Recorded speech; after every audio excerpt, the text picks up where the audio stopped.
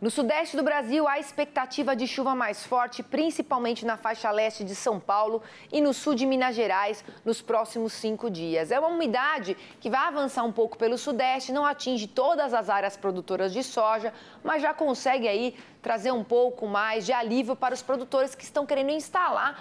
a safra 23-24. Avançando um pouco mais de 24 a 29 de outubro, aí sim a gente vê a chuva se espalhando por grande parte das áreas do sudeste do Brasil, só que mais uma vez entre o norte de São Paulo e sul de Minas é que vamos ter os maiores volumes previstos, com até 90 milímetros em 5 dias.